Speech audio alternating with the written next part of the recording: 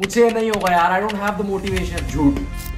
Your motivation is आज से 4 साल पहले कॉलेज के फर्स्ट ईयर में I was at the lowest point in my life. मैं एक लॉन्ग टर्म अगली ब्रेकअप के थ्रू गुजर रहा था, जिसमें हमारी सिर्फ लड़ाइयां होती थी। मेरे अंदर कोई काम करने का मोटिवेशन नहीं होता था। मैं सारा दिन सिर्फ बेड पे लेट के मूवीज और टीवी शोज देखता था। I always felt that I am lagging behind, क्योंकि मेरे कॉलेज के सारे दोस्तों के लाइफ में कुछ गोल सेट हो चुके हैं। लोग कॉलेज के अलावा भी और कोर्सेज कर रहे थे। कोई सीए कर रहा है, कोई गवर्नमेंट के एग्जाम्स दे रहा है, तो कोई कोडिंग सीख रहा है, और मैं कॉलेज के सेमेस्टर एग्जाम्स में भी 5 में से 3 बैके लेके बैठा था। मैं हर मुश्किल काम से दूर भागता था। I was just rotting away in my bedroom. लेकिन at some point I realise this is not who I am meant to be. मैंने अपने आप से सोचा कि श्योरली मैं इस दुनिया में कुछ तो बेटर करने आया हूँ, rather than just wasting my life after a girl, या फिर सारा दिन अपने रूम में टीवी शोज देख के।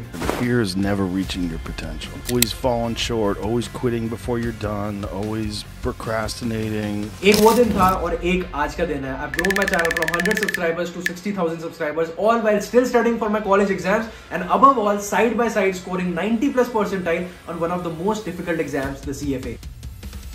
I am Saksham Sharma, and this is the only video you will ever need if you lack focus and motivation in your life, because I will give you 7 science-based tips that I use to work and study 12 to 14 hours every single day without any motivation. मेरा हमेशा ये mindset होता था कि कोई भी काम एकदम मोटिवेटेड होकर स्टार्ट करूंगा, high on energy. But the reality is, बैठ के कोई इंपॉर्टेंट टास्क कंप्लीट करना, बैठ के पढ़ाई करना या अपने गोल्स पे काम करना, that is suppose to be hard. किसको जानते हो तुम जिसको मुश्किल काम करने में लगातार मजा आया? Even the most successful guys like Jeff Bezos और इलॉन मस्क, इनका भी मन करता होगा कि बैठ के चिल करें। जैसे मैं सारा दिन लेट के मूवीज और रील्स देखता रहता था। मैं अभी भी उस ट्रैप में फंस जाता हूं, आज तक रिलैप्स हो जाता है। But now I have the discipline कि भाई 5 बजे फोन रख के पढ़ने बैठना है तो पढ़ने बैठना है, वरना मेरा सिलेबस पूरा नहीं होगा। And that's why discipline always beats motivation. But what if तुम्हारे अंदर डिसिप्लिन है नहीं?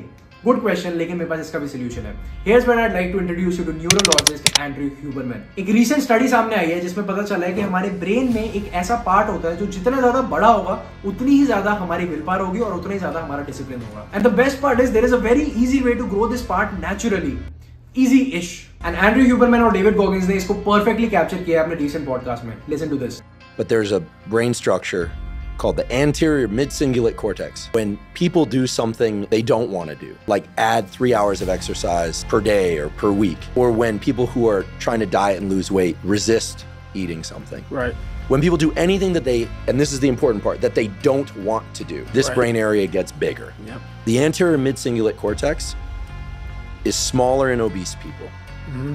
It gets bigger when they diet. It's larger in athletes. It's especially large or grows larger in people that see themselves as challenged and overcome some challenge. Scientists are starting to think of the anterior mid-cingulate cortex not just as one of the seats of willpower, Right.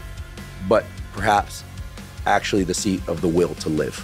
All the data point to the fact that we can build this area up. To me, this is one of the most important discoveries that neuroscience has ever made, because it's that I don't want to do something, but do it anyway. That's right. That grows this area. That's how I've lived my entire life. तो next time सुबह वो snooze button दबाने से पहले या फिर जब तुम्हारा दोस्त बोले आज जिम स्किप कर देते हैं, realise that this is an opportunity to grow. अगर तुम्हें फर्दर रीड करना है तो मैंने नीचे डिस्क्रिप्शन में लिंक कर दिया स्टडी, बहुत इंटरेस्टिंग स्टडी है, और मैंने पॉडकास्ट में लिंक कर दिया, you can watch it, it's full of wisdom. The second point is the law of diminishing returns. So the law of diminishing returns states that जब हम एक काम को लगातार कई घंटों तक करते हैं तो एक पॉइंट आएगा जिसके बाद तुम्हारी प्रोडक्टिविटी गिरना स्टार्ट हो जाएगी in comparison to the effort you put in. मतलब you will put in more effort but generate less output. For example, तुम कोई बुक पढ़ रहे हो और तुमने पहले घंटे में 50 पेज पढ़ लिए, तो 4-5 घंटे बाद तुम सिर्फ 10 ही पेज पढ़ पाओगे। सो द क्वेश्चन इज, हमें कितनी देर पढ़ाई करनी चाहिए या काम करना चाहिए?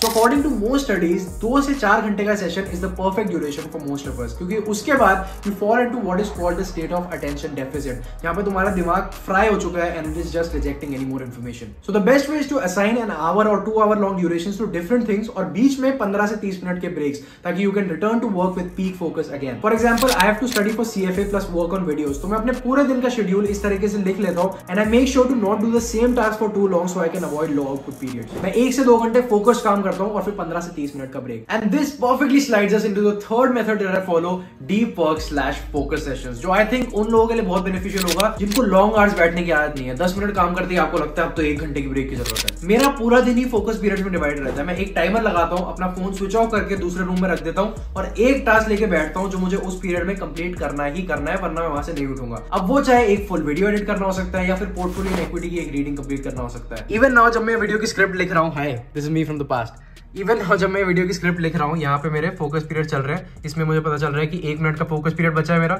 उसके बाद 5 मिनट का ब्रेक आ जाएगा। इसमें मुझे पता चलता रहता है 4 घंटे हो गए टोटल दिन के, 6 घंटे का मेरा डेली गोल है एंड 1 मिनट बाद मुझे 5 मिनट का ब्रेक लेना है और उसके बाद अगेन मेरा 30 मिनट्स का फोकस पीरियड स्टार्ट हो जाएगा एंड देन 5 मिनट्स का ब्रेक। इस तरीके से चलता रहेगा। चलो, और जब भी तुम डिस्ट्रैक्ट हो जाओ अपने टाइमर को पॉज कर दो ताकि तुम्हें पता रहे कि तुमने एग्जैक्टली कितनी देर पढ़ाई करी है and the timer doesn't fool you. मेरे साथ ऐसा बहुत होता था, 3-4 घंटे तक टाइमर चलता रहता था और आउटपुट निकलता था 1 घंटा 2 घंटे। So that is just living in a delusion, you need to pop that bubble. अब नेक्स्ट पॉइंट है stop watching porn. No history will be created running after the opposite gender and satisfying your genitals. इससे सिर्फ तुम्हारा time और दिमाग खराब होता है कि नशा है ये।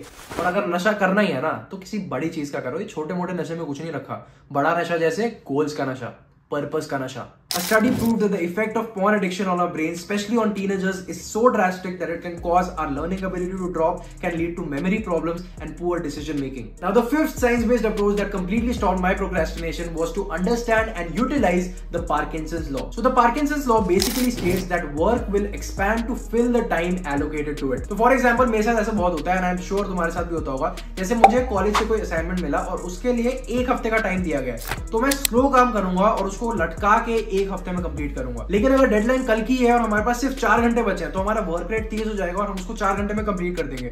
मतलब ओरिजिनली उस काम में सिर्फ 4 घंटे ही लगने चाहिए थे, लेकिन क्योंकि हमें ज्यादा टाइम मिला है तो हमारा वर्क रेट स्लो हो जाता है। तो मुझे जो भी काम करना होता है, डजंट मैटर 1 हफ्ते की डेडलाइन है, अगर मेरी जजमेंट से मुझे लग रहा है कि मैं उसको 3-4 घंटे में कंप्लीट कर सकता हूं तो मैं अपने लिए एक डेडलाइन सेट करता हूं और उस काम को 3 से 4 घंटे में कंप्लीट कर देता हूं। The sixth point is make small efforts win huge prizes. When I was in the worst phase of my life, जैसा मैंने वीडियो के स्टार्टिंग में बताया, एक चीज जो मेरे साथ थी वो थी डेविड गॉगिंस की बुक कांट हर्ट मी, जो आज भी मेरे शेल्फ में पीछे रखी है। एंड डेविड गॉगिंस की एक फिलॉसफी ने मेरी बहुत हेल्प करी। He said in his book run after pain, which sounds a bit psychotic, I'm not gonna lie, but it makes a lot of sense. And ये हमारे first point से भी कनेक्ट करता है, वो जो ब्रेन का पार्ट वाला। He says पूरे दिन में एक काम ऐसा जरूर करो which makes you feel uncomfortable। अब वो सुबह 5 बजे उठ के रनिंग करना हो सकता है, वो कोल्ड शावर लेना हो सकता है, या फिर तुम बहुत शाय और इंट्रोवर्ट हो तो किसी ग्रुप में जाके सोशलाइज करने की कोशिश करना हो सकता है। This will help you become that 1% better each day। हमारे पास लाइफ में रोज हजारों छोटी छोटी चॉइसेस होती है and doing the right thing over and over in those small choices helps you win big in life. Every morning, every day of our lives, we have choices to make.